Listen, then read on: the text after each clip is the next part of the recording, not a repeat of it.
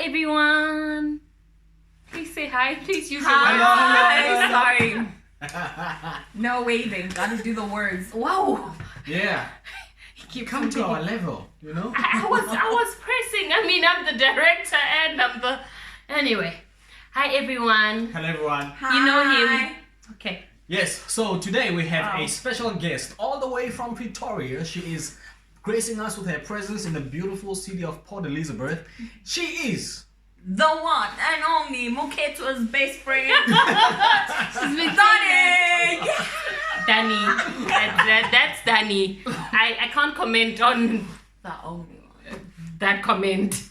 But anyway, so what do you want to discuss today with the people? Okay, so before we decided to take this video, we're talking about premarital counseling and how important premarital counseling is. Sorry guys, I got a face beat from Danny. Look. I couldn't wait to share it with you guys because I feel like... This is what is discussed in premarital counseling, guys.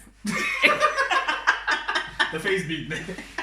Just look at the eyes, guys. Like she did all of it. When your wife gets a face beat, like you should just try and keep her babe in control. Come on, relax, okay? I wanted to show the people. Now they know I got a face beat. Yeah, you look like a dream. Like I dreamed, guys. Did you hear? A dream, like a whole dream. You know, not just like anything. Not beautiful. A dream. Okay.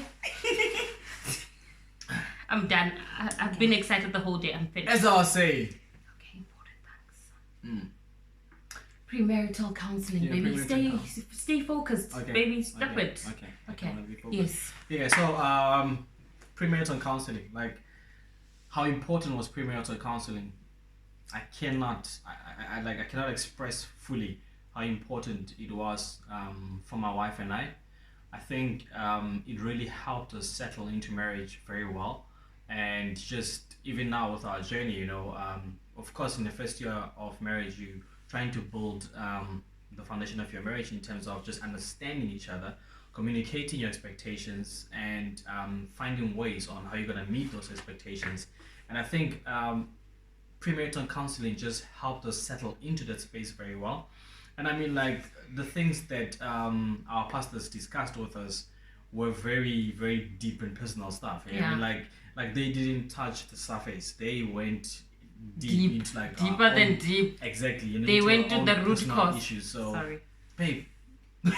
Sorry, I got excited because like I was like agreeing with you. Okay, tell the people your part.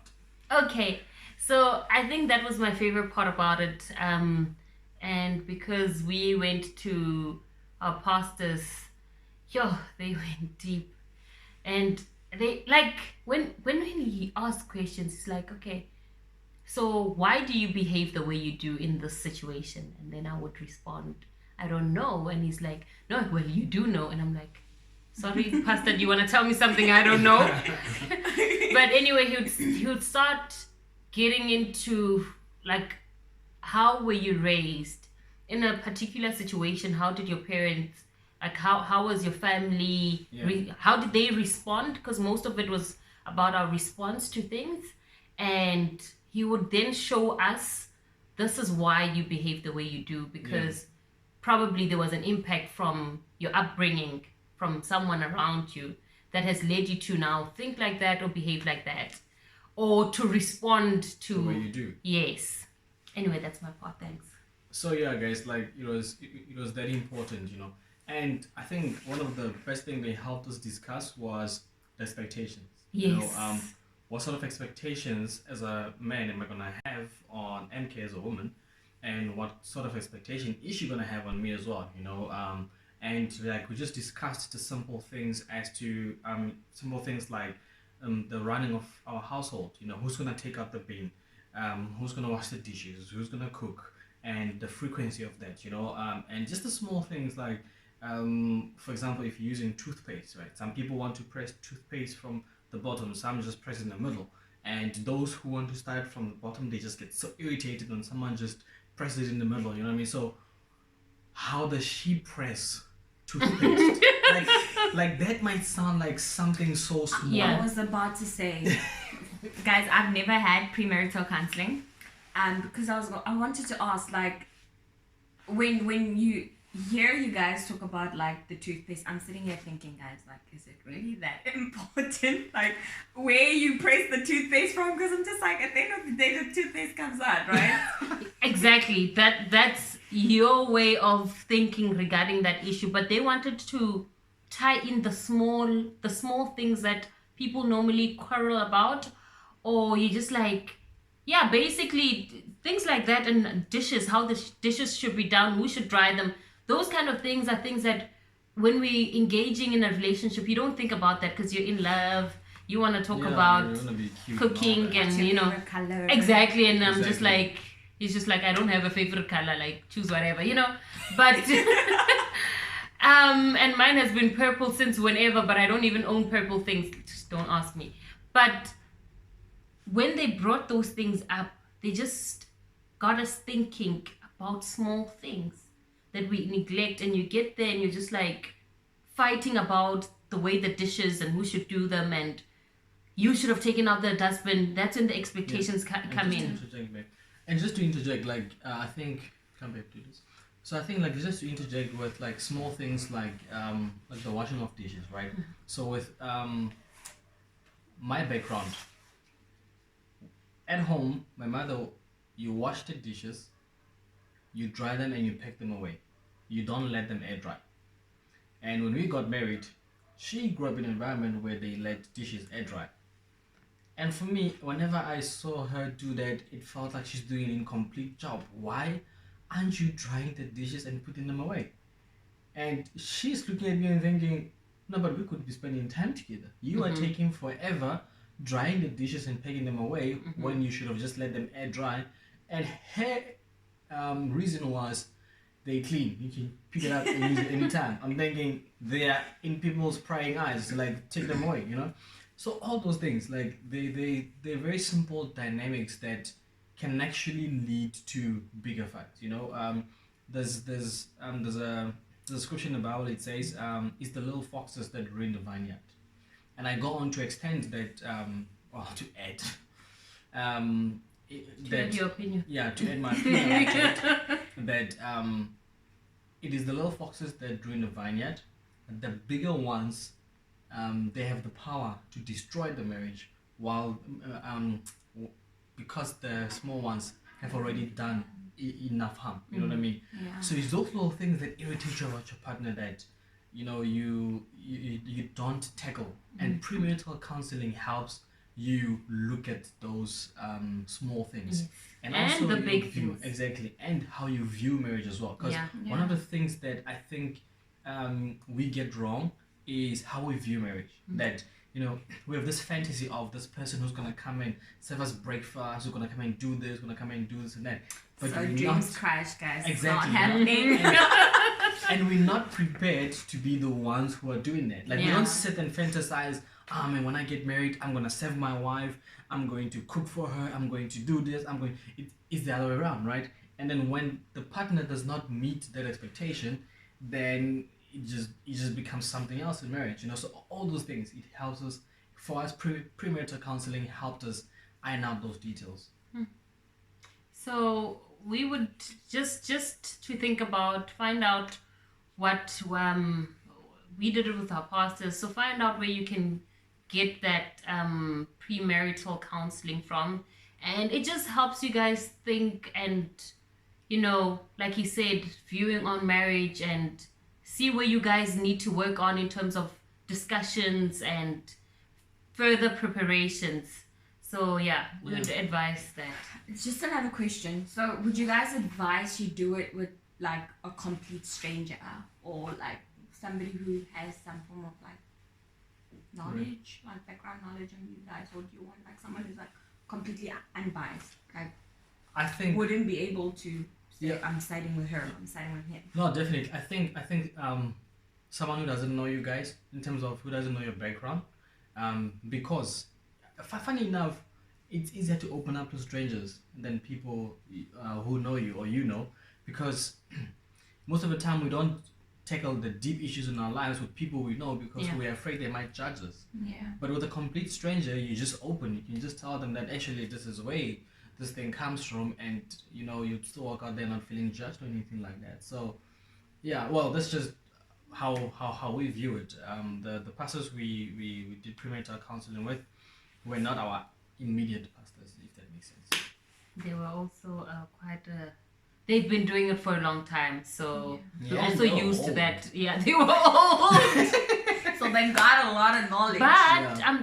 I must say there were things that, because they're old fashioned and they did things differently, there were things that you need to keep just have this in your mind that it's not everything you will agree with. Yeah, definitely. Go back, because they would want us to go back and discuss things, discuss whatever you guys spoke about or the issues that came up, and go back and discuss them. So yeah, but they were quite amazing. I would also say, if you feel you'll be comfortable and you open up fully so that you can get into the issues properly with someone that I would say go for it.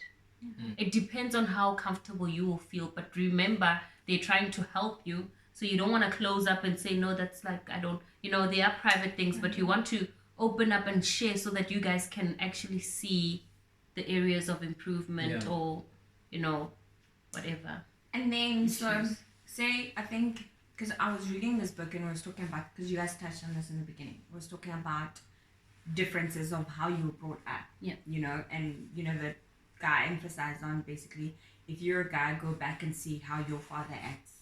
If you have that privilege in the marriage, and that's how you mostly act, or how your mother acts and that's how you mostly act, or whatever. So when you have such differences, for example with the dishes situation, how do you agree? Like, do you say, okay, we're gonna do what KB says, or we're gonna do what Mati says, or we're gonna somehow find a point in the middle? So when do you decide on whose side it falls on, or if it's like meeting in the middle? So for us, it went back to what we call state your case. like state your argument. Yeah. Why must I come and wipe the dishes and put them away? Like, why? So obviously the background where this is what his mother used to do, and then I would say the reason why I don't do it is because I just feel like it's a lot of work and he's still gonna use the dishes anyway. So I'm just like, leave them. We are wasting time. We could spend that time together. So he decided that's one that he would let me win at certain times. So sometimes when he feels he wants to spring clean and stuff, he's just like, babe, leave me, let me do it the way I want to do it. And then he would wash and pack them away.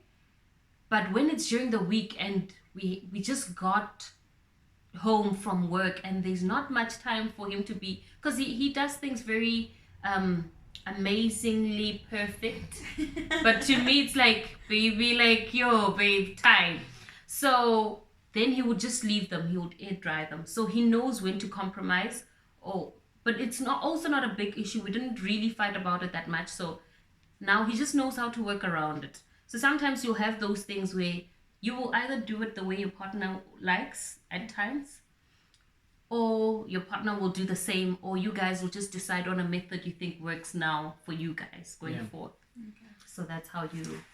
And I think one of the most important thing that we've learned is not to get stuck to a certain method. Yeah. Be flexible in terms of what's happening, because you find that you want to stick to a particular method that does not cater during that time. You know what I mean? So like she said, like example is, if I want to do it, if we have enough time and I want to clean, I want to do that, then I can do it. But during the week as well, it's just like, it's not going to work. And also just accepting each other's methods of doing things. Yes. You know what I mean? If that's how she wants to do it, then it's okay, it's fine.